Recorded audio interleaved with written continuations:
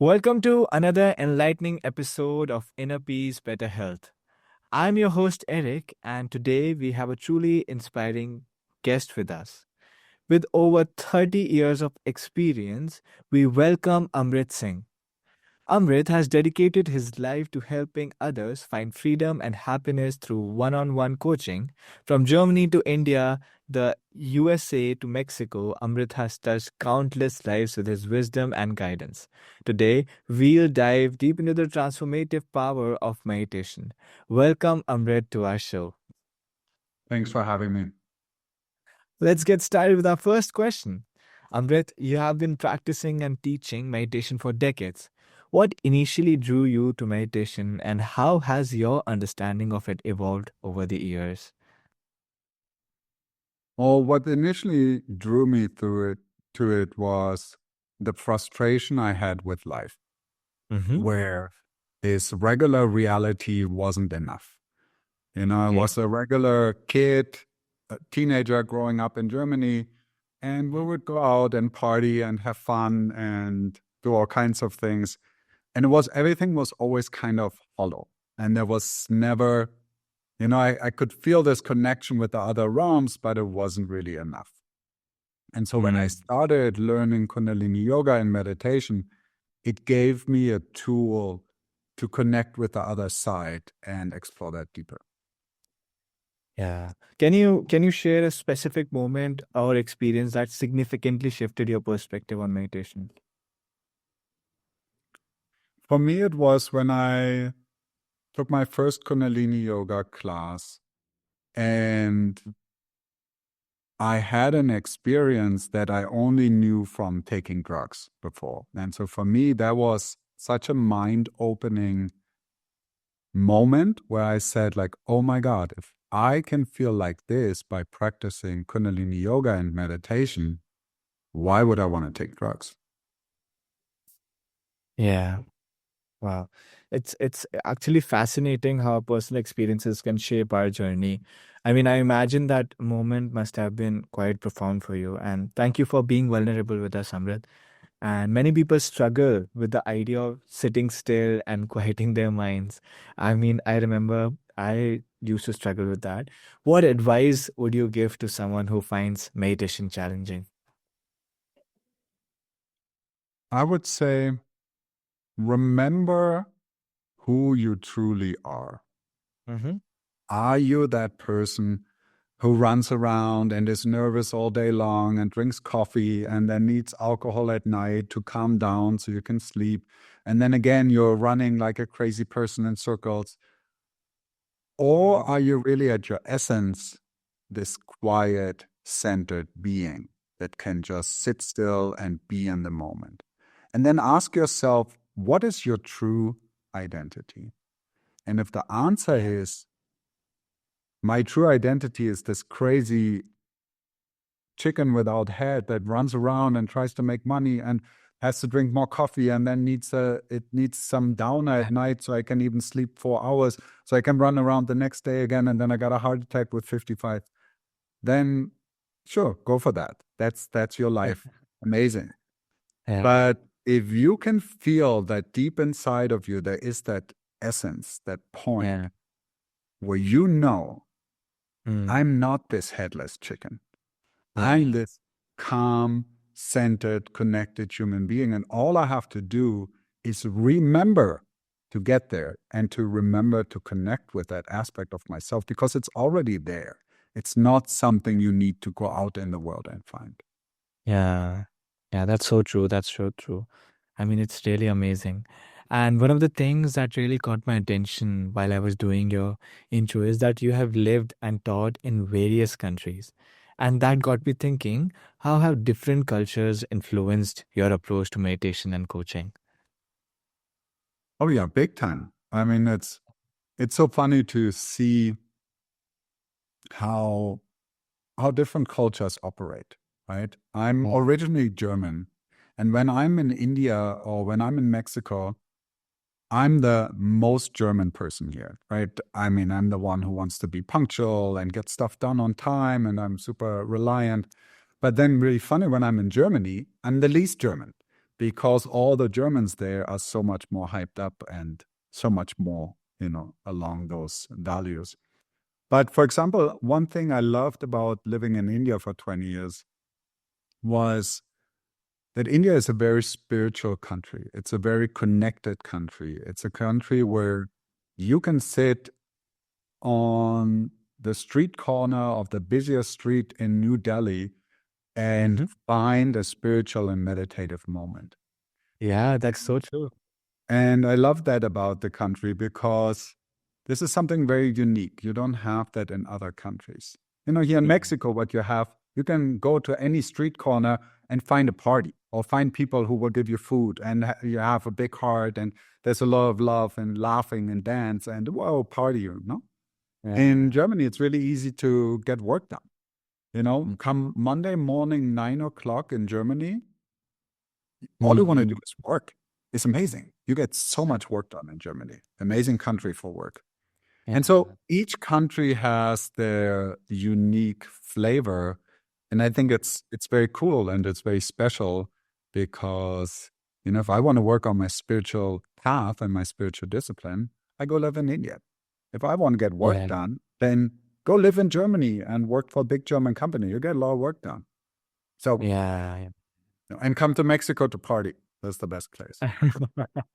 Yeah, I mean that's so true because I remember when I mean it's still winters. Oh, by the way, I am in India and I am in New Delhi, and I remember this instance whenever I go to college. There's this there's this place that I reach. It's called Karol Bagh here in New Delhi, Uh-huh. Yeah, I've been there. and yeah, and like there's this sort of a circle and I take the first exit from the circle, or second exit from the circle, and I see on the divider railing, sort of a thing, there are a lot of like saplings and plants and trees that are by the roadside. And and just for the record, this is dividing the two roads. And I see like there's this person dressed in red, has blonde hair, and has all kinds of, saffron on his head, and I don't know what that is, but like I can see him meditating in and sitting directly under the sun. And this is, by the way, is in the middle of the road and in the middle of the most, I guess, the most busy place in New Delhi, one of the most busy Yeah. place in New Delhi, because it is on the periphery of New Delhi and Old Delhi.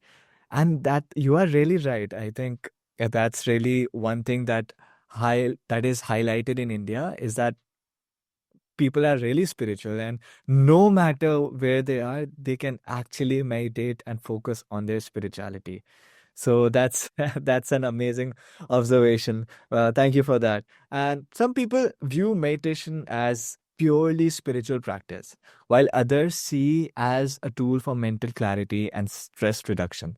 And personally, I have thought of it as something spiritual, but I really want to ask you, what's your take on this dichotomy? Well, it's interesting to even separate it in the first place because Yeah. ultimately it's all connected. So let me explain what I mean with that. Yeah, please. Mental clarity and focus and calm, clear mind to bring into your everyday life, into your relationships, into your relationship with your spouse, with your children, with your work colleagues, to be able to sit and do your work and have a focused mind and have clarity. That's our normal human state. That's what we're meant to be like. We're not meant to be all messy all over the place, not being able to have a clear thought in our head, waking up in the morning, being all groggy, being a big mess. So Yeah. I would argue that we're not searching for mental clarity and focus and, you know, a straight mind, but that's our natural state.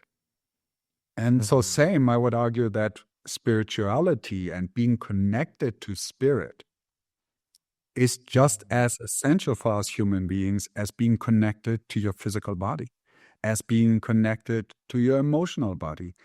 And most importantly, for us in the 21st century, being connected to our mental body. Because what would we do if we would lose that connection to our mind, to our ego, to our mental clarity, right? They put us right away into an asylum and say, okay, this guy lost his mind, we cannot leave him out here in the world. When you lose connection to your physical body, you can kind of get away with it because there's a lot of people, like was this cartoon a couple of years ago where all these fat people are floating in their chairs and it's just their brain steering it. It's the same thing. You lose connection to your physical body, you end up in the hospital. But in today's time, losing connection to your spiritual body, most people don't even notice. It's that sad. And that's so When true. you don't have connection with your higher self anymore, with your intuition, with your spirit, with your inner knowing, with your inner trust, with purpose, with meaning, Yeah. and you're going through life on autopilot, thinking it's okay that you're taking care of your physical body and your emotional body and maybe your mental body, but that spiritual connection is gone. And then people come to me and say, I don't know why I can't focus. I don't have any mental clarity. So, have you been taking care of your spirituality last 20 years? And they're like, no, what do you mean? I never learned this from my parents. So, sad truth, but that's really where there's a lot of work that needs to be done, in my opinion, because without this connection to spirit, and here I would add in profanity, but I'm not doing it because of your podcast. But you can finish the sentence in your head. Without this connection to spirit, we are F dot dot dot. Yeah, yeah. Because I really agree with that. I remember my mentor told me that he told me, Eric, you need to focus on your spiritual life as well. Because if you are not focusing on your spiritual life, don't expect victory on other areas, in other areas of your life. Because if your spiritual life is aligned, then I don't even know how, but other things and other areas in your life also somehow align. So, And I would even take this a step further, because Mhm. you can be very well, and there's a lot of examples of that. You can be very well off, let's say financially, or in your relationship. You have a beautiful family with 6 children and a beautiful husband or beautiful wife. And, you have all these things in the world, right? You got a big house, you got millions and billions of dollars in your bank account without Mhm. having that connection to spirit. It's possible. You can be successful in those areas. But then Yeah. something very interesting happens. You're not satisfied. Yeah. You can gain another $1 million and another, have another child or have a bigger house or have a bigger car, and you're always feeling hollow and empty. And that's the reason why you need connection to spirit, why you need to reconnect to purpose and meaning, and why you're doing all of this. And back to that example of the sadhu that you see meditating in the streets of Delhi. He doesn't have millions of dollars in his bank account. He doesn't probably have a beautiful family and a big house, but he just sits there by himself. But due to his deep connection to spirit, that moment is enough. That donation he gets that day of some food is enough to feel satisfied and to ultimately feel happy. And so I'm not saying here we should all become sadhus and sit in the sun on the streets of Delhi, but I'm saying unless you have that connection with spirit, you can be the most successful in your field. You can be the most successful lawyer in Delhi. You can be the most successful whatever you want, right? You can have many, many girlfriends or boyfriends or whatever your life's desires like. You will always feel hollow because you have not prioritized deeply reconnecting with yourself. Okay.